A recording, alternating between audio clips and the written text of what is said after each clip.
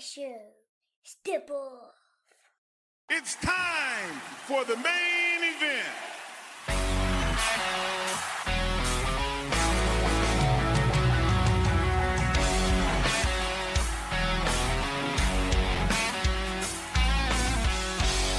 Hey, what is up? Welcome back to the program, folks. Thank you for tuning in. Ladies and gentlemen, my name is Tom Clark, and this is, I'll get the timing one day. It's almost there. Tom Clark's Main Event. What's up, kids? Welcome back to the program. How do I sound? I've made, I don't want to say mistake, but I made some adjustments, some audio adjustments over the past week, which can be scary because if you don't nail it, then everything you record from that point forward is going to sound right. So, I think I sound good. I've recorded a few things since adjusting the settings. It may not sound like a big deal, but if any of you podcast at all, then you know it's quite the big deal because you have to do some test runs and you have to be sure that you sound good. I don't have to worry about the video part. I always look good, so that's not a problem for me. But the audio part, you got to be sure you're on point. You know what I mean? So you got to be sure. But I think so far so good. I've also moved to another corner of the office here. So the echo, where it sounded like I was broadcasting from a cathedral in New York or something, I don't have to worry about that anymore. What is it, St. Philip's Cathedral? Is that right? I think. So I don't have to worry about that anymore, which is good. So the echo's gone. You know, may the echo rest in peace. I want nothing more to do with it. So at least now the sound is better, crisper, yeah? Deeper. That's what I like to hear. I'm a podcasting machine, baby. This is the third one this week.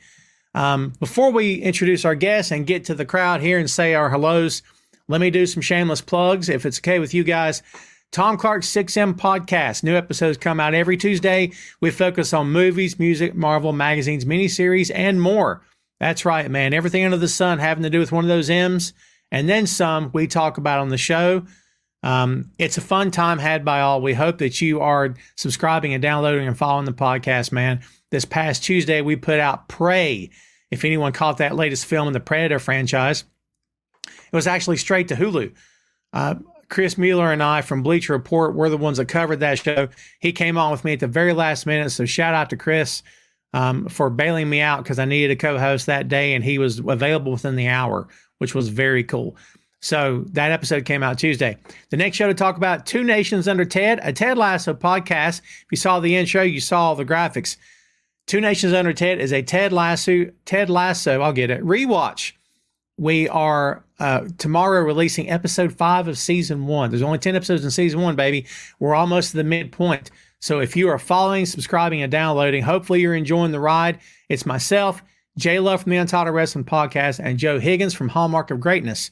We have a blast. We recorded again yesterday. I can't even begin to tell you what happened. It's not for the faint of heart. Trust me when I tell you, I was exhausted. I know those two guys were, because for them, it's 5 hours later in the day. For me, I'm good. It's 7 o'clock. For them, it's midnight going on 12:30. So anyway, there's my shameless plugs. Thank you for checking out the main event. If you've never watched or listened before, my name's Tom. What's up? Boink Studios is my production company, of which all 3 of these podcasts are under the umbrella of Boink Studios, yeah? And I've been podcasting since 2014, been a content creator since 2010. I love what I'm doing. I hope that you will love it as well. All comments are welcome here. We ask that you keep it clean. We ask that you keep it all lewd comments to yourself. If you are a racist, a homophobe, xenophobe, or any such other misogynistic remarks or comments, show yourself out. None of that stuff's accepted here. I won't have it. You'll be shown the door in short order, okay? Not to start off the program with all kinds of threatening and stuff, but, look, don't make me put anybody through a table. I don't like doing it. Plus, I don't want to put you over. You know what I mean? Let's go ahead and get to the show, and we're going to welcome our guests in very short order. Sandy in Germany, what's going on? Thank you for sharing, Sandy. We're going to release details today about another platform that Boink Studios is on as of this week. Don't let me forget about it. Sandy, you're already there. What's up, Carlos? How you doing, my friend? Charlotte, I'm doing well. Hope you are. What's up, Robbie? Good to see you. Let's see. Ashley Tate, what's up, my friend? Good to see you. Hey to you. Wilf, what's going on? Good to see you. Sugar Shane in the house. Air Jackson is here, kids. Everybody say hello to Air Jackson. Montrese, great to see you. Hope the kids are doing well. Glad to have you on board. And Sandy's saying hi to Ray. But it's funny, I don't see Ray in the chat. You know why he's not in the chat? Because he's on the show today. Everybody take a moment and please welcome to the show the man that we believe to be Ray Dean, but he's got a gimmick happen, so you'll see when you see. Ladies and gentlemen, welcome my co-host for today, Ray Dean. Ray, what's going on, my friend? How are you? What's up, brother? I'm doing good, man. How you doing? Good. This is Rey Mysterio all day. I like that, Rey Mysterio all day. Yeah, man. Thanks for joining me. I know it was short notice, but thanks for having me, man. Yeah, man. Anytime. As you guys know, usually I fly solo here on the main event. Occasionally, I will have guests on board. It just depends. If that guest that I want on board has got time or whatever. I threw an invite out this morning, and a couple of the guys that I asked couldn't make it, so it's all good. And the man you're seeing on the screen here raised his hand. So yeah, again, I appreciate it. Ash is throwing out some props your way with a booyakah. So there you go. Sugar right. Shane says, thought it was Excalibur. Excalibur. Hey, don't even get me started, man, on that. I mean, I don't know. It's all good. Excalibur does a good job. I shouldn't give him any grief. All right, kids. We've got a lot to talk about here today. Let's get the ticker ticking. In case you can't read, I'll fill you in. This is episode 320. We're 20 weeks removed from the 300th anniversary celebration of this here little podcast, going strong since 2014. We're in year 9, season 10, so we hope you are enjoying the ride. As always, please smash the like button as you are watching right now live with us here on the Facebook. And if you are so inclined to share this show on your Facebook feed or on your Twitter, wherever that you'd be comfortable doing it or would like to, I would very much appreciate it. Puts no money in my pocket or Ray's, but man, it gives me a nice, warm, fuzzy feeling inside. So please smash the like button, share the show on your feed. It would mean loads to me. Ray, if you're ready, let's get this thing underway. What do you think? I'm going to take this off now because I can't breathe horsey. So I've got to. And then I'm going to put my eyes on because I'm blind. There you go. So let me do the combination. Now I'm good. Now I'm back. There you go. Now I can I've got them. All yeah, right. it's all good. I've got a mask similar at home that I bought in Mexico, and That's it's luchador. I swear to God, I got it in Mexico. Did you? Yeah. They sell those like water, like it's like most popular things there, and I'm like, I have to get one now. So. Yeah, it's like if you right off the pier, like there's all those shops and stuff that are right there. Yeah, we did a little cruise, and as soon as you get on, all those little stores are selling them, and I was like, I got to get one. Yeah. They had so many varieties. So like, you know what? They don't tell you can't breathe in those. I don't know. No, they don't. I don't know how he does it. I think I would die in this for like an hour. Yeah, they're very uncomfortable for sure. Extremely. Let's lead off with a topic that probably everybody's real sick of hearing about, maybe talking about. Maybe so. Maybe I'm sick of hearing about it as well. We've talked about this guy for years before he ever came back to pro wrestling and debuted in AEW. We talked about him while he was there. We talked about him when he was hurt. We talked about him during Brawl Out. And we talked about him during him getting fired last week, which is nuts. CM Punk no longer with AEW. And as we know, there's a little bit of fallout from that, which we'll talk about here in a second. Ray, what are your overall thoughts on this whole CM Punk situation with AEW? All right, here's my thoughts. And I've said this to a couple of my friends of mine who watch it as well. I feel like if someone at your job is the center of a problem, months later, there's another problem at your job, and I'm the center of that problem. Chances are maybe I'm the problem. I'm just saying, it seems like every time there's something, he's the focal point. And I feel like sometimes you have to look in the mirror. It's not like these isolated events. It's always around him. I'm not saying Jungle Boy's blameless, but Punk being the veteran should have known a little better and should have taken a different approach. You know what I mean? Calling someone a name is not going to provoke me to try to hurt you. Nor should anybody. And I think Punk being the veteran, being the quote unquote, leader of Collision, or just AEW in general, he's one of those guys that everybody kind of looks up to. In my opinion, should have known better. It's like, I don't know what he's doing. Jungle Boy's young, probably immature, didn't know what he's saying, or shooting up at the mouth. And again, Punk, in my opinion, should have been the bigger person and let it go. It wasn't like he went personal and talked about his family or anything like that. So that's fair. Phil and I, shout out to Phil Lindsay, kids, from the 6M podcast and from Grapsity. Phil and I spoke. We did a 6M Wednesday, and we spoke. We always talk before and after, right? So we talked about Punk for quite a bit. Phil's Chicagoan, and he's a huge Punk fan for life, and that's totally fine. But, Phil admits flat out Punk was in the wrong, but he also is quick to point out, there's circumstances around this. Other people were misbehaving.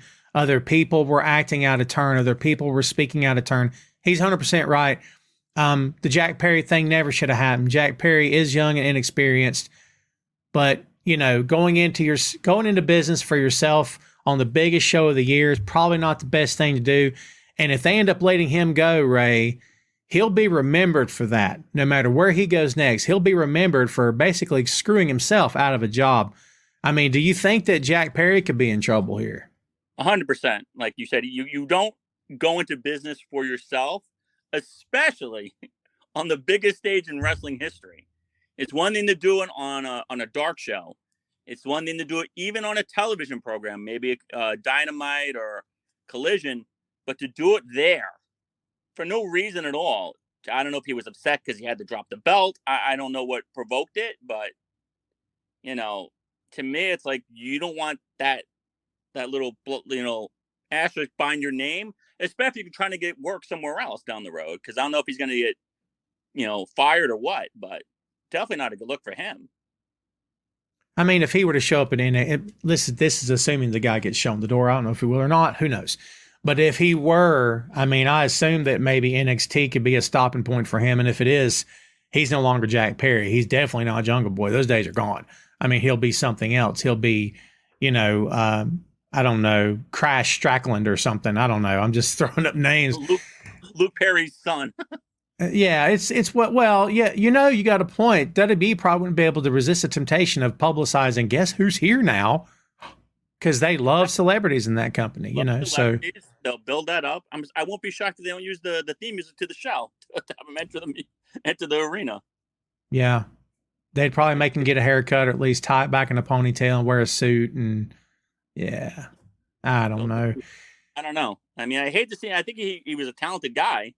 I think he's very good, but I just think that to me just came out of nowhere. I didn't know what it was from. I was like, why is he harping beef with Punk out of nowhere? Did Punk say something to him? Like, I still don't know the full story behind what happened. So supposedly it was all had to do with that spot where Jack wanted to use real glass. He wanted to use real glass in an angle. It was supposed to be on an episode of Collision. He wanted to use actual glass in a spot, and supposedly had gotten the okay. I don't know if that means Tony Khan said okay or who would have signed off on using real glass in a freaking match. But Punk supposedly grabbed him and said, look, this glass thing, you're not doing glass. We don't do that here. So that caused some friction because basically Jack didn't ask Punk for permission. And, the point of it is, I don't care who you are, whether you're Mox or whoever, if you want to use a real honest-to-God weapon, I just think I don't know. I would trust Mox before I trusted anybody else. You know what I mean? I would trust Funk before I trusted anybody else. I would trust certain guys. But Jack Perry, no disrespect to Jack Perry. I mean, is he at the level in his career where he can call a spot with a match with glass, for crying out loud? I mean, I don't know, dude. And to me, this is like, this goes back to what you said earlier about Punk being a locker room leader. It's like, okay, well, if he is a locker room leader, is he a locker room leader, or is he putting himself in that position? Because I ask myself that right now. Did Khan put him in that spot, or did Punk put himself in that spot? If Punk put himself in that spot, guys like Jack Perry don't care what he has to say. Agreed. I think he put himself in that spot. But from what I hear, a lot of people do respect him and, value his opinion, and kind of like, I know Selena from WB was praising him and saying, she would be welcoming him with open arms if he wanted to come to WWE. So I don't know. I mean, again, if Tony Khan said, "Hey, Collision's your show and you're the leader," I think Perry should have taken a step back and said, "All right, maybe I should hear what he has to say," because this isn't like Punk's a rookie; he's a veteran, and I think he kind of he's his advice and said, "Hey, maybe this isn't what I should be doing. Maybe I shouldn't use real glass." I don't know, but I think he was trying to step on him or try to belittle him and say, "Hey, I know what you're doing. You don't know what you're doing. Listen to me." It was more like, "Hey, dude, I don't think you should be working glass." Yeah, because there's just, especially not when you can get phony glass that looks just fine on TV. I mean, remember the match that Mox and Omega had when Mox is like dragging himself across broken glass in the ring? Yeah, that wasn't glass. That wasn't glass. I mean, obviously he would have been torn to shreds. So, but it looked great. It looked great. I mean, the job could have got done. And look, this is assuming that the story about the glass is 100% legit. There's been nothing to come out to suggest it's not. So, assuming that's 100% legit, we're just going based off assumption, right? Mm-hmm. Part of the fallout from this is Ricky Starks. If you saw Ricky Starks on Collision, kids, he came out, first guy out the gate, and basically, without mentioning Punk, basically said, well, Punk got himself fired, so now I'm left without somebody to work. Because we know that they had heat, and supposedly we're going to circle back to a feud. And I'm thinking, Ray, this is a prime example. And I'm not throwing Khan under the bus. It's his company. This is a prime example of guys in that company just talking. I'm like, you couldn't have just told Ricky, look, Rick, you don't need to say this on camera. We need you to be a heel. You're getting ready to beat up Ricky Steamboat, for crying out loud. I mean, what are we doing here, Ray? Like, why? He came out and essentially cut a babyface promo. The Chicago crowd cheered for him in Chicago. Yeah. And I'm like, what are we doing here? He should have come out and stuck his nose up at the idea of Punk getting, he should, your boy's not here, but I am, and just got the booze. But instead he cuts a face promo. I didn't understand that at all. To me, I think we're watching the same show, because I was like, what are you doing? Like, they put you in this position to work as a heel. He could have easily taken a million different angles and said, hey, Punk's not here because he's scared, or Punk couldn't be here now, but I'm here and I'm your real champion. And he could have taken a million different angles, but he took this baby face, the establishment's against me and I've got to earn my spot again, and everybody should know how hard I work. And I was like, are you working for yourself right now? Because this angle didn't make any sense. There's no way you could tell me Tony Khan wrote that, because it was a complete babyface promo. It was a babyface promo, and to my knowledge, no one writes anything there. The guys come up with what they want to do. They're basically given an outline. Like Tony will tell them, here's where we want you to be. How do you want to get there? Here's what I would like to see, that kind of thing. So I think Ricky more than likely did this on his own. But then you would think, if he ran this by Tony and Tony was okay with it, I'm thinking, why? Like, why? I can't imagine Tony. Why would he be okay with that? Especially where they were going with it. Let's go beat up on Steamboat. Let's keep this heat. Let's keep going. We'll go with someone else. But now Bryan Danielson looks like a superhero again, and I don't understand it. Like, I'm so confused now where he stands with the BCC. How is this whole angle working? Because right now I don't know who's the heel, who's the face. Like, it's very confusing. Well, they claim in that company they don't care about such things, and I dispute that. Like, Mox is in a weird position where he's the heel, but he plays up to the crowd, and they cheer him, and he's okay with that. He doesn't flip anybody off. And he flips people off all the time. But the point is, he's not, drawing back on a fan. He's not doing anything crazy, Yeah, I see him slapping hands with the fans a little bit. That confuses me a little bit too. Yeah, and I mean, and that either. Like, I'm very old school like you. I believe in you got to have someone to cheer, someone to boo. Like, it's got to be like that. I don't understand this, like, tweener. I don't get it, and that doesn't make any sense.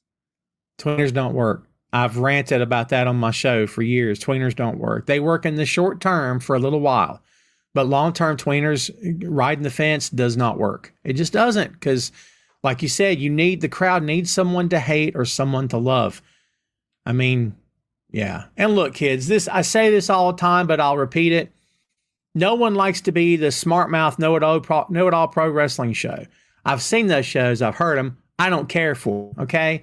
So that's why you don't hear Tom, and hopefully none of Tom's guests say, this is the fact. There's no facts here. We're not speaking in absolutes. We're giving you our opinion. speculation based on analysis and what we think. None of this is based in fact. And if I'm telling you right now, just before going any further, if you guys listen or watch any pro wrestling podcast that speak in fact, turn it off. Don't subscribe, because there's very few who are spitting facts, straight out facts. Okay. That's just, look, if you don't like what I'm saying, cool. I don't know what to tell you. I'm just telling you, you're not going to get, this is God, word of God. This is word. I don't talk like that. I mean, it's, again, analysis is what I'm giving you. Part of this also, Ray, another bit, Ace Steel's been released, which I'm sure we kind of saw that coming. Punk said he wouldn't come back without his boy Ace. Now that Punk's gone, Ace is gone. Up until the thing from last year, I never heard anything bad or negative about Ace. Everybody loved him. Really smart guy. Worked hard all the time. So I don't know if they'll miss him or not, but unfortunately, he's a casualty of what happened to Punk. Yeah, unfortunately, I think he's assimilated with Punk, and that's it. I've heard a lot of good things about him too. Heard he was a good company guy, easy to work with, hard-working guy. So I don't know. And he had nothing to do with this whole incident. So I don't know why he's even, I don't know if it's just like the aftermath. Well, hey, he's gone. Let's get rid of you too. Collateral damage, maybe. Collateral damage, I guess. I guess they feel like, he's part of that quote unquote Punk cancer, and they want to just get rid of everything that's affiliated with him, which is sad because I think I said he's a good guy. Cameron, we're gonna start taking some comments here, kids. What's up, Cam?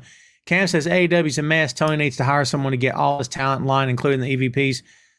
Well, herding up the EVPs into a room and making them play nice with everybody else may be difficult because the Bucks have a certain amount of ego, certain amount of arrogance. And, you could always argue the point that, if you're a pro wrestler, you should have a level of ego and a level of arrogance, but theirs kind of precedes them. And I don't know if I believe the company is a mess. I believe that there are segments of this that are messy. The Punk thing is messy. Everyone, dumping on Khan and saying that he's everybody's friend. He doesn't know how to book, or that he goes too easy on people. I mean, Ray, I've said forever, they don't have an Undertaker in their locker room. And that's a big difference between them and for years what was WWE. If they had an Undertaker, not who ruled out of fear, but who ruled out of respect, where guys would never think about horseplay or never think about crossing each other or anybody else, because they knew if they did, they'd be disrespecting Taker, who's sitting over there in that folding chair right there. So, I mean, they don't have that in AEW. Do you think Mox could be that guy? Jericho could be that guy? What do you think? I think Jericho could definitely be that guy. I know a lot of people do respect Jericho. I don't respect his politics, but, you got to respect his ethics, his work ethics. Right. But you need someone like him. And, it's easy to throw stones at Tony Khan, but he, like you said, he doesn't have someone like that. And it's very hard. And plus, I know that the Bucks, didn't they just re-sign a big contract? So they're not going anywhere. Page just resigned. He's not going anywhere. So you got to kind of deal with the cards you dealt with. I think Jericho needs to get a bigger voice in terms of like the locker room. And I think Mox has to be that guy. You have two guys that, been through the trenches. Everybody respects, good, better, and different. And a crazy thought, someone like a Claudio Castagnoli is another guy I think, could be that leading type guy that everybody respects, hardworking guy. He's someone that, could be another leader as well. But they got to take the reins here, because right now things are, unfortunately, kind of a mess. Yeah, I agree with that. That's a good call. Yeah, I mean, again, you've got Mox and Jericho in the same locker room. I don't understand why any of this would be an issue, and Jericho, to his credit, everybody once Punk is gone, if you work there, could take shots or take swipes. Jericho was asked. He was very diplomatic, didn't throw anybody under the bus, didn't have anything negative to say. Jericho gets it. And you're right, I don't care for his personal stuff aside either. But he gets it. From a business standpoint, Jericho gets it. He knows. Let's be honest, AEW wouldn't be AEW without Chris Jericho. No I mean, question. could you have launched this company on the backs of Kenny and the Bucks? No. You could today, maybe. You could launch a new company, but not then. Without Jericho, no chance. Zero. I feel like he started, he was first champion, everything. So to me, it's like you've started this whole pyramid based on him. So he's got to be like the solid foundation. And he's got that personality. So I don't understand why, like I said, this should be going on. I don't know if they need to move certain personalities to different shows, and say, hey, these guys should strictly be on Collision. These guys should strictly be on Dynamite, like they do with SmackDown and Raw. And if they divide the shows, based on personalities, maybe it's not such a bad thing. I don't know. I hate the brand split stuff. I mean, I get why the other company does it, even though they've never stuck to it.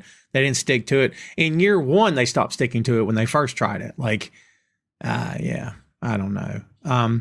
Shout out Faye Divine from the Untitled Wrestling Podcast. Everybody, please go like and subscribe and follow the show today. I'm sure they will very much appreciate it. Brino Royce is in the crowd here today, kids. Everyone, please say hello to Brino. Let's see. We've got some comments here. Jeffrey Peters says, you would think Mox Jericho would demand respect in the locker room and just stand up and take control. You're 100% right. And look, for all we know, Jeffrey, they have. And, when we say demand, doesn't mean, by God, look at me. Nah, respect by the virtue of, holy crap, there's John Moxley in his locker room. You know what I mean? Like, just showing up is enough to get respect. I mean, when you're at that level. And he and Jericho are very, very much that level. Full disclosure, I've got the latest New Japan on another screen, and Bad Dude Tito is in Japan again, and I could not be happier. I freaking love that guy. So I'm a big fan of Bad Dude Tito. Let's see. Cam says, I think moving Mark Henry to a head of talent relations. I don't hate that. What would you think about Mark taking a spot like that? I don't hate that at all. I don't hate that at all. He gets respect. He's a veteran. Yeah. I don't see why Mark could be that guy. Shane says Christian Cage or the Hardys. That's a little tough. Not impossible, but a little tough for Jeff. I don't know that Jeff needs to be speaking up. No disrespect to Jeff. I'm glad the guy's clean. I hope it stays, and I hope it sticks this time. I don't know that he's in a spot to do it. I don't know that Matt would want that. I don't know that maybe Christian would want it. I don't know. Big Show, great. Paul White, great suggestion. Great suggestion. Yeah, we'll move on from this, kids. What do you think about the champ butting heads with Samoa Joe? MJF, man, what's your take on this? All right, first, I got to say, great promo. Loved it. Fantastic. MJF is a mic genius. He went deep, I remember him getting pushed by Samoa Joe when he was in NXT. I remember that, and I was like, wow, that was MJF. Wow, I can't remember that. And he really dug in there and took his shots, and it's going to be a great feud. I really like they made Samoa Joe look really strong when he just defended the ROH title, the TV title. He won convincingly, so he leaves that coming out very, very strong, which is good for him. MJF is, coming across, hurt. The leader of the tag team, Cole, had to come in and save him, of course. And, it looked good. It looked good. I think this is going to be a good feud, and I like where they're going with this. And I like how they're both playing their parts correctly. Like, you're all in on MJF. You hate Samoa Joe, and it's beautiful. It's beautiful. I love it. Yeah, both these guys are pros. I mean, they're going to crush it when they start working. And we assume that Joe's going to win this tournament. We assume he's going to win it, so he'll be the one to face. And, you could argue that it's anticlimactic if he does win it, because it's obvious that they're leading to him and MJF. I don't really care. I'm all for it. I think they'll have a great match. No, I just don't care. I mean, it's inevitable. I like to see how Strong loses in this tournament. That's going to lead to a lot of other stuff. I don't know if it's going to involve Cole or not, but that's what I'm actually looking to see. Like, how does that play out? Does he get involved if, like, him and the Kingdom try to cheat? He's fighting Darby, right? Let's see. So Darby has already went over on Nick Wayne. And then for Collision, we have Penta El Zero versus Jay Lethal. I'm sorry, for Rampage. And then Jeff Hardy versus Samoa Joe. So he's fighting Darby. So I think when he gets into Darby, I could see something happening where the Kingdom tries to interfere, Cole steps in, and that could lead to something. That's just my interesting to see. That'd be interesting. Yeah, and I'm like you. I really very much want to see the match. I think it's playing with the backgrounds here. I'm not happy with any of them, to be honest with you. But I'm just being honest. I got to update some of these backgrounds, dude. A couple of them are a little bit out of date at this point. So yeah, we'll see. I'm with you. I love the promo. Both these guys can talk a streak. I think it's going to be fun to see. I'm looking forward to it. Hangman Page versus Swerve Strickland, as Faye said with Joe and MJF, the feud that we wanted, that we didn't know we wanted, but now we love. I mean, Swerve Strickland is a flat out star. He was a star before he bulked up. He's a star now. I mean, he made the comment about, if he had been in Page's position, he would have been the first black AEW World Champion. I still think he'll be the first black AEW World Champion. I really do. What do you think about Hangman Page versus Swerve Strickland? Love the angle. I didn't see his coming, which was kind of cool. I think that he really put it out there, hey, you're wasting your spot. You're wasting, everybody's time. Why aren't you doing something with this? And he played that angle. He looks great. He's built. He got really bulky, so he looks big now. Love Prince Nana. I think that's great to have that addition. And him going in it with Cage now and building this up, it's gonna be a good feud. I like it. I'm gonna predict an upset. I wouldn't say an upset, but I see Swerve taking this and him getting higher up on that pecking ladder. Because I think he should. Yeah, you need another heel champion. I think Page should win the match, and I think, look, Ray, Punk's gone, and so there's a spot open, and for years in this business, when someone's gone, everyone in that locker room is like, oh, there's a spot. So, who else besides Swerve? Swerve has experience. He has the talent. He has the charisma. He's everything you'd want in a world champion and then some. I think it's great. I think he should go over on Page. I really believe that there's a lot of good to be done with Swerve Strickland, whether he's world champion now or world champion in the future. I'm looking forward to it, man. I think it's going to be fun to watch. I think he's got to get over. This is his chance to get over a former champion. And like you said, that spot's wide open now, and why not someone like him? And like I said, he's built himself around the Mogul Assembly. He's got the manager. It looks good. So they're doing it right with him. He's got every angle covered. So kudos to him, dude. I met him in Vegas. Nice guy. Nice. I'm gonna ask, who would feud with Sting going forward? The fun thing about Sting's feuds is that Sting is not feuding one-on-one with anybody. Sting's feuds usually involve 1 to 2 guys, so it's him and Darby together. So that protects Sting, where Sting doesn't have to work a ton of singles matches. It could be tag matches. It could be, Falls Count Anywhere tag matches.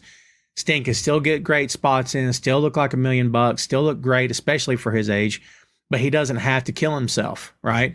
So I don't know if we've got anybody on deck for one-on-one. I thought it was going to be Jericho, Ray, and we didn't get one-on-one. But now it looks like Jericho's going to get in it with Sammy, which I guess makes sense for Sammy because you want to build him up now. Yeah. But I was looking for Sting and Jericho. That would have been a fantastic feud. I think so too. I hope I see him go at it with someone like a Mox or someone like that, because I feel, unfortunately, I don't want to see Sting get hurt. As I said before, I would trust Mox. I trust Mox with my kid, honestly, because I know Mox is safe. Yeah. Dude, a lot of the stuff that Mox does looks like, oh my God, but it's a lot safer than it looks. And if you watch his matches, Mox is putting himself through more than really his opponent's getting put through. He's taking the bumps, and Mox will do anything, right? Anything. But I don't think that John would put Sting in any kind of position where Sting could get hurt. Honestly, I think him and Sting would have a 5-star match. Honestly. Okay. I would love to see it. I would just be nervous for Sting. I think everyone's nervous for Sting every time he gets in the ring, to be honest, because we love the guy. We don't want to see anything happen to him, right? Love him. Sugar Shane says, I'm all in on Hangman Page, especially as a heel. Swerve has fans, and to me, he is the good guy. I agree with that to a certain extent, Shane, but Swerve's your heel.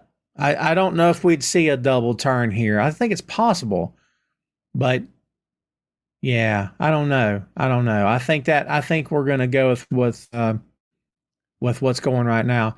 Well, Will, to your point, Sting says this is it for him this year. At the end of the year, he'll retire. I mean, it's your opinion. It's time for him to retire, but I don't think we can discount what the guy accomplished in AEW, Ray. He's really done way more than was expected of him, honestly. Way more. I mean, the matches he's had, the moves, the leaps off ladders. It's like, I wouldn't be upset if Sting, said, I'm going to stick this out another year. I'd be fine with it. He doesn't have to leave, in my opinion. And I don't feel like no one should force him out. If he wants to, retire, God bless. But it definitely should be on him because I feel like he definitely has a lot more in the tank. I mean, it's Sting. Come on. 100%. I've always said, anytime someone says, well, Tom should so-and-so retire, I'm like, well, that's up to him. If his doctor gives him the green light, if his family's okay with it, and if he feels good, he should keep going if that's what he wants to do. If he decides, I think I'm done, he should be done. It's like you said, Ray, it shouldn't be up to a promotion. Like when the other company told Flair, you're going to retire this year. And Flair's like, yeah, but I don't want it to. Nah, it'll be good. You face Shawn, you're going to retire this year. And Flair's like, yeah, but nah, it'll be good. We're going to do this thing and you're going to retire. And like everyone got upset when he went to Impact after that and wrestled again. I'm like, because he didn't want to retire to begin with. Yeah, it was shoved down his throat. It was shoved down his throat. I'm just saying. He wouldn't say that because he loves Vince and he puts Vince over every chance he gets. But let's be honest, we know what happened there. We could see that from a distance, man. Yeah, Faye, he is 71. Good for Sting, man. Good for Sting. Yeah, I love the guy. Couple WWE news notes before we open the floor here, kids. Drew McIntyre is supposedly staying with WWE. He was recently asked about it.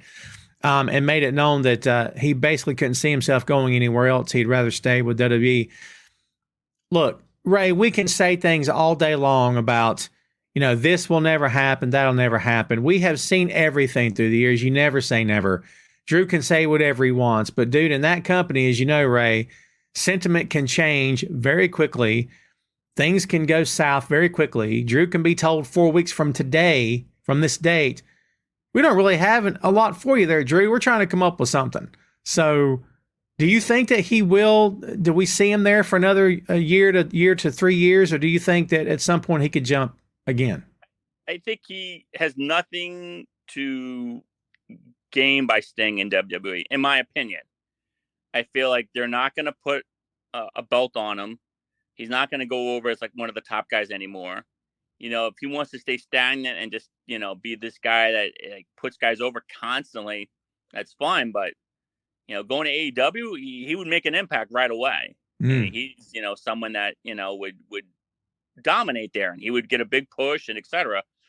I just don't see it. Like he had this feud with Gunther, didn't work out. Like what else going to do to him? Unless Vince, wants him to be the Scottish dance person and start dancing Scottish music to the ring and, and doing that type of stuff. I don't know if that's going to, help his career or not, but it's like what they had Becky Lynch doing in the beginning. Yeah. I wouldn't pass anything like that past them, No chance. Yeah. Yeah. I don't know what's going to happen with him. I like Drew a lot. And plus Drew has a distinction of Drew was the pandemic champion, right? He had it during so heart of the pandemic. Yeah. So if you're Drew, maybe you're thinking, that was great and it was an honor, but man, I'd like to do it again now that the crowds are back and do it for real. And he's he looks the part. I don't understand why they wouldn't give someone like him something. Like I don't get it. Even if he turns heel after Seth, he should be one of these main event guys. To have him be just stagnant makes no sense. Travis, 100% agree. McIntyre and Riddle team is lazy booking, in my opinion. 100% agree. And this is going to sound like I'm throwing shade, Ray, and I do not mean it personally. I'm not talking about Matt Riddle, the man, Matt Riddle, the husband, Matt Riddle, the father, Matt Riddle, the citizen of whatever city he lives in currently. Matt Riddle is a character / performer in WWE. I've never been sold on it. I'm not a fan. No disrespect. He's not for me. It's not my cup of tea. I don't know, dude. I don't know. Not a fan. The whole stoner persona, it doesn't do anything for me. Yeah. I mean, I just don't. I don't know. I've never been a Riddle fan. I'm sorry. You know, in my opinion, he's just there. People like him. I don't know. He's got his fans. Kudos to him from coming from a UFC world and coming into pro wrestling and making it work. He's figured out a formula that works for him. He sells merch. He's making money. You know, mazel tov to him. It's totally fine. But me personally, again, as a guy that when he comes through the curtain, I've never been invested. Personally, I've never been invested in him. For the curtain, it's time to go get snacks. I hear you. Sugar Shane says, where's Danhausen? I continue to say, Ray, Danhausen has one of the most original gimmicks that I've seen in the past 20 years. And unfortunately for him, he's not injury prone, but he's just had a string of unfortunate injuries happen to him since he signed with AEW. So, super nice guy, Vegas as well, and he stayed in character. Oh, I love that. I've seen him in an interview out of the paint, and it was shocking to see. Oh, wow. Yeah. Out of the paint. Crazy. Yeah. Ooh. Yeah. Super guy, though. Oh, awesome. Yeah. Everybody go check out Peaches and Power Bombs. Marie is here with us. She's putting over Eddie Kingston. Who would have thunk it? Like I say to her, when the Braves get swept in the first round, I will be there to let you know about it. Get ready. Enjoy your first round of playoffs, and then you're going to lose. Okay. Be playing the fiddle as Rome Burns. Yes. LA Knight, the rumor mills are churning that he has supposedly either has or is going to, or the pen is in his hand as we speak, to put ink to paper to sign a new deal with WWE. And then the second part of that rumor is that supposedly he's got a monster push coming up. You know, LA Knight at the tender-young age of 56 is going to get finally what he's earned. I'm kidding. He's not that old. He's going to finally get what he's earned. What do you think about Knight, dude? What do you think about him right now? I love his character. Love his vibe. I hate when people say he's trying to be The Rock or he's trying to be Stone Cold. Like, I think he's being him. And I feel like, you know, he's getting judged poorly, unfortunately. And the guy gets over. He's massive with the crowd. He knows how to work a mic. I think he's solid in the ring. And to me, like he's getting the push he should have gotten years ago. Mm. You know, how, you know, the genius Vince is, you know, with you know, pushing talent. I'm shocked Carmelo's still champion. That's still blowing my mind. I can't believe he's champion. Mm. He's not dancing and singing and doing some other weird stuff. That's I mean, he can't be part of NXT, I guess. Maybe someone else is doing the writing there. Is Sean really in charge of that? I don't know. That's one thing I can think of why it's going over so well. Because if this was Vince to be a monster fire, you know what? Well, and plus, like, he's not singing and dancing or stealing someone's water or shooting dice in the back room or anything. Because drinking a 40, he's doing nothing. He's just being a stud champion. I'm shocked. Now, I can't believe Melo's still a top star and he still looks good. And they have him in a good, you know, character. I'm shocked. And with LNA, again, to reiterate, I feel like he's the guy. Give him his props. Could you see him being champ? No, but I'm happy for the guy. I'm glad they've done right by him. I'm glad that, you know, we are hopefully in that company, finally reaching the point where a black guy can just be a black guy. He can just be a wrestler instead of it being, oh, you know, as a black guy, we need to put a do-rag, we do the chain. No, we don't. What? Just let him go out there and wrestle. What are we doing? Like, hopefully we've gotten to that point now. I'm pretty good. So, kids, guess what's getting ready to happen? Bam! Open floor, baby, is wide open. And there was a comment here I wanted to get up here. Sugar Shane asking about the promo from Miz on John Cena. Here's what I'll say, Ray. The Miz can talk. No one disputes that. The Miz and John have a weird kind of chemistry that works. No one disputes that. Miz's routine, God bless him. It's working for him. Again, he's making money. He's been in that company for 40 years or something. It's crazy how long he's been there. Good for him. I don't wish any ill will on the guy at all. I sometimes I wonder what's next. What's next? I mean, you've got how many times has he been WWE champion? 2? Yeah, 2. He's held every belt, right? Intercontinental and United States champion. He's been tag champions with Shane. So I don't know what he have left for. Yeah. And like that guy's floating around in your locker room. He's just floating around. Like what? I don't know, dude. I don't know. Part of me is like, it's kind of like Kofi. I love Kofi. And I love New Day. I wouldn't want to see New Day split up. Keep New Day together from here till the end of time. Perfectly fine with me. I love the guys. But like, part of me says, well, yeah, but what now? So like, my answer to your question there, Shane, is I thought the promo was great, but it's always great when Miz talks to John and John talks to Miz, and it's awesome, but I don't know, Ray. I'm kind of left going, great, but I've seen this a bunch before. Yeah. I mean, the whole caricature when he turned into LA Knight, they even brought it up. He did this with The Rock. He did this with Cena.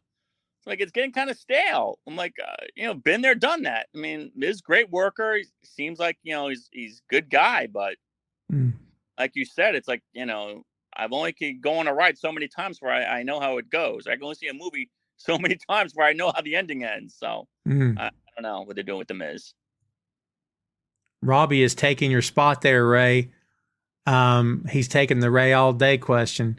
Grandmaster Flash or Cool Mo D and Part 2 Sugar Hill Gang or Run DMC.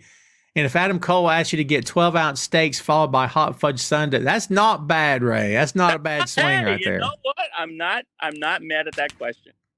Not mad at you got to answer the man. I got to answer this. Grandmaster Flash. Cool Mo D, no question about it. Wild Wild West, fantastic song. And Run DMC, that's a no-brainer. And if Adam Cole asks to get 12-ounce steak followed by hot fudge sundaes, let's go. Can we go some whipped cream on that Sunday? Let's go. Do you see the autograph I showed you? Yes, it's awesome. Very awesome. Robbie, 100%. Let's go. Can I get the steak medium rare? Because I don't like it too bloody, but kind of in the middle. But I'm there. Let's go. I can do medium rare. I can do medium. I'll go. Wild Wild West is a great song, but I think I'm gonna have to go Grandmaster Flash. I think I have to. Run DMC for sure, and absolutely on Adam Cole, 100%.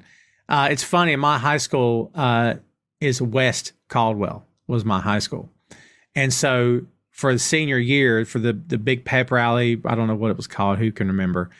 But they marched us out. They wanted us all to wear dark glasses, and they played Wild Wild West over the PA system for us to walk into for this pep rally.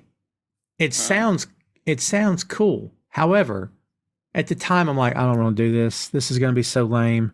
And like, of course, it was lame. The song is great, but we all look like schmucks with our dark glasses. What are we doing? So they thought it was very cool, and I'm like, this is an adult's idea of what cool should look like. And I'm like, you're so far off the mark, dude. So far off the mark. Marie says Miz was WWE champion 100 years ago. It's been a while, hasn't it? It's been a while. Shane says, Ray, what is your score prediction for the Cowboys-Giants game? Okay. To Shane, are the Giants really a football team? I will say Cowboys 35, Giants 6. New York Football Giants, right? Sandy says Bray Wyatt to the Hall of Fame.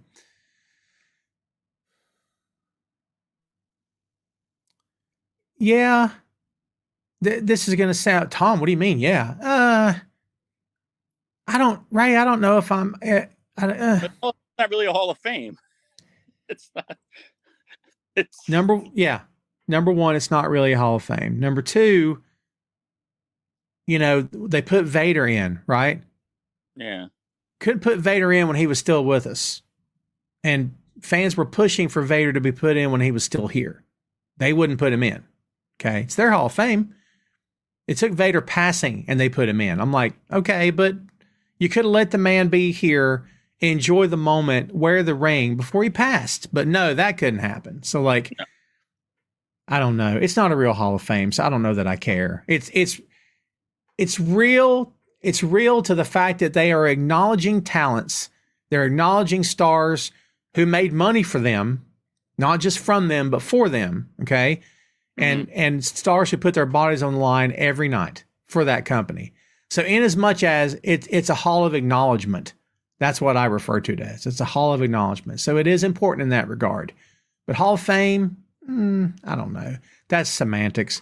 What do you think about the idea of putting in Bray because he's passed? I mean, do you think it really matters? I mean, I don't know. Doesn't matter, but like you said, it's like I really was pushing to see Vader get in there. And to wait like that, I was like, a little classless. Now to do it with Bray, it's like, it's a nice gesture. I mean, Tony Khan's gesture to everybody to fly on his private plane to go to his ceremony, I thought was really nice of him. Yeah. No one talks about that. That's a class act. Tony's a good guy. Yeah. But with WWE, I mean, I wouldn't be offended by it, but like, I think it's WWE being WWE. Shane asks, Ray, how did you get introduced to wrestling? Great question. I would say the first real shine into wrestling was when Shawn Michaels threw Beefcake through that glass window. And I remember watching it and saying, what is this? And I was like, wow. And I'm into this guy, and I just became a big Shawn Michaels fan. And then time progressed. I was watching periodically. And then when my daughter was 6, I was clicking through, and I think I told you the story. And Adam Cole was in NXT. And my daughter was like, Adam Cole, he's good. And I said, yeah, he is good, right? And that's it. And I just got hooked. And that was it. Now, me and her watch AEW all the time because we want to see him. So let's, Adam Cole's king. Of course. Of course. Good looking guy. I met him. Yeah. Yeah. Really nice guy. He has that look. Like he could be an actor. Man, that spot with Sean super kicking Marty through that plate glass window, that's something that'll never go away, dude. And that wasn't real glass. Of course not. No. But I'm just if Jack Perry's watching, it still was effective. It didn't have to be real glass. Yeah. Exactly. Yeah. Great call. Yeah, we're still talking about it. It didn't need to be the real thing, Let's see. Jeffrey says, where you at? Where are you at? It's another way to remember Bray Wyatt while it is still semi-fresh in people's minds. Yeah, it would mean something to Bray's family, I'm sure. It means something to his family. Marie says it's real to the ones still here. It meant so much to DDP. He didn't think he'd get it since he was. And again, that's great. To the ones who were in it, it means something. You're 100% right. You're 100% right. You know what I wish? I wish they would make it real. I'm not talking about just a brick and mortar building, but I'm talking about, you want to call it a Hall of Fame, make it a real Hall of Fame. Okay. And make it where people can vote on it, like you do with baseball Hall of Fame, football, right? And allow the writers to vote on it, allow the fans to vote on it, and open the balloting up every year and say the fans determine who got in this year, Oh my God. I think that would be huge because it would actually mean something. Like the Baseball Hall of Fame, when you get in, you actually know that you've been voted in, and like the NFL and the NBA, like you've been selected by coaches, managers, the fans. Yeah. Like this WWE thing, unfortunately, like you said, it's just like a cherry picking. Hey, I'm in the mood to have Bray Wyatt be in the Hall of Fame today. Any particular reason? It's Friday. Like, what? It's popularity contest, and I love DDP. I'm glad he's in. I don't know. It's such a weird topic because we're sitting here talking about it doesn't mean anything. Well, if it doesn't mean anything, then put him in, right? What do we care? So maybe that's a valid point, right? Travis says, what would you guys think of Gunther being the guy to challenge Roman? Horrible. I think the next serious main event title contender should be the guy that beats Roman, in my opinion. I mean, fine beating Gunther though. That's the $1 million question. I don't know. I mean, I would hope we're leading back to Cody versus Roman at Mania next year, and Cody beats him. But who knows at this point? But who do you see being Gunther? Finally, I don't know. I don't see anybody. Have he and Brock faced off 1-on-1 yet? No. They've had face-offs, like They face off, but they haven't. Unless you recycle Brock. they do it all the time. They do. What am I talking about? We're talking about WWE. Yeah, they do it all the time. And you know what? To their credit, that crowd for that company, Brock comes out, you would think it's the first time he ever came out. You would think, you know, Iron Man just walked down the aisle. Freaking, I was about to curse. Freaking Tony Stark's here. I mean, it's fascinating. And look, Brock's the man. Don't nobody hate on Brock. Brock's getting paid. Brock does the work. Stinks. What now? If Tina's watching, no, Brock stinks. Nah. It's time to play the feud. Yeah, kudos to Brock, man. It's not, I'm not anti-Brock at all. It's just that it's fascinating, right? How that crowd still treats him as if he's the Undertaker, man. What? I don't get it. I don't get it. I Like, don't do know. they have weird air in the arenas? Like, get people like loopy? I don't know. They appreciate the hustle, I suppose. Jeffrey says heel versus heel. Yuck, hate it. Who gets traded to SmackDown tonight might determine who will beat. Everyone thinks it's Cody. Is Cody getting traded to SmackDown now? I don't watch WWE unless I'm forced to. Unless you're held down at gunpoint. Yeah, I'm held down at gunpoint, and then like, is your life or WWE? And like, all right, I have a little girl, so I have to watch this then, I guess. My mom and stepdad will watch the WWE shows because it's on basic cable, I'll call it, right? But to them, it's not a work. They're still all in on it, and like they'll say stuff to me, and I try to set them straight, but I'm like, I gave up. I'm like, never mind. Just enjoy the show. Just watch and enjoy the show. So, yeah, it's brutal. I try to smarten them up. But hey, man, whatever gets you through the night. She doesn't even know about WWE. We're not even bringing it up. We don't. Whatever. Yeah. Whatever makes you happy. Well, kids, guess what? We're at the top of the hour. So I think that means we're going to get on up out of here. Before we do, Ray, I'm going to say thank you for coming on the show, my friend. Much for having me. I look forward to seeing you in New York. I have a lot of spots I want to show you, so get ready to get your feedback on. Awesome. And I'm hoping we can get this Luke Cage episode ready. I'm waiting. Oh man, I've got it. We got to figure out a day. What I may have to do one week is just me and Phil take a break, and then we'll use that slot for you and I to do it. It's so hard for me to get an additional slot booked. You know what I mean? I hear you. But no, that's a good idea. Or add Phil yeah. with that too. What's that? So you could add Phil to the mix. We could do a three-way. I'm fine with that too. Well, that's fine. You know what? That would work too. I know he's a Luke Cage fan.